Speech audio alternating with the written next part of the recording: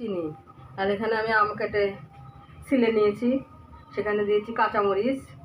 কাঁচামরিচটা আমি কুচি কুচি করে নিয়েছি, চাক চাক করে।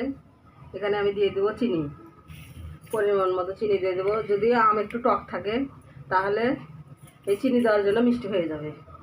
এটা হচ্ছে আম মাখা। আম মাখা এটা নতুন করে একটু করার চেষ্টা করেছি, দেখি কেমন যেন হয়। আমি একটু দিয়ে দিব তার মধ্যে সরিষার তেল। দিব না দেবে দিই, কিন্তু কাসুন দিলে আরও ভালো হতো, কিন্তু কাসুন তো বাসায় আনা নেই, তাই দেওয়া হলো না। তাই আমি সরিষার তেলই দিয়ে দিলাম। আর দিয়ে দেবো একটু স্বাদ মতো লবণ। একটু দিয়ে দেবো স্বাদ মতো লবণ। এখানে আমি নিরামিষ লবণ রেখেছি, এখানে নিরামিষটা রেখেছি, কারণ একাদশী করতে হয়, ওই জন্য ওখানে রাখছি প্যাকেটে। এখানে দিয়ে দিলাম লবণ। তারপর আমি এটা একটা চটকিয়ে মেখে নিব। চটকিয়ে মেখে নিয়ে চলে যাবো টেবিলে। লাইটটা দেব। চটকিয়ে মেখে নিব। তারপরে আমরা আমি মেখে নিব। এটা একটা খুব লোভনীয় খাবার, মনে হয় স্বাদ লাগবে, মনে মনে হচ্ছে তাই, কিন্তু এখনো খাওয়া হয়নি, তাই বলতে পারছি না গাইস। বৃষ্টির ওইদিকে একটু ধরো, আকাশে বৃষ্টি পড়ছে, আবহাওয়াটা কেমন যেন লাগতেছে। ফাঁকে আমি এই রেসিপিটা বানানো মনে করলাম। তারপরে আমি চান করে পূজা করে চলে যাব রান্নার কাজে।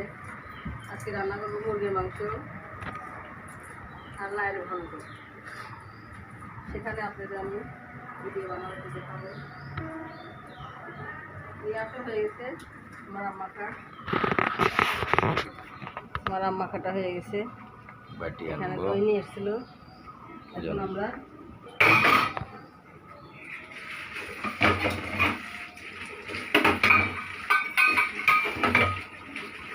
বন্ধ হয়ে যাও।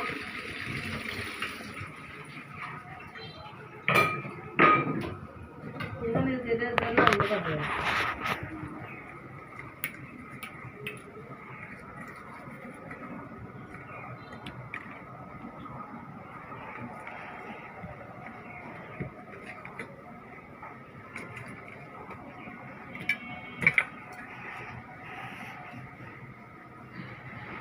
আরেকটা দিলে তো 3 জনের 6টা 2টা করে। কে কে খাবেন চলে আসেন। Good bye.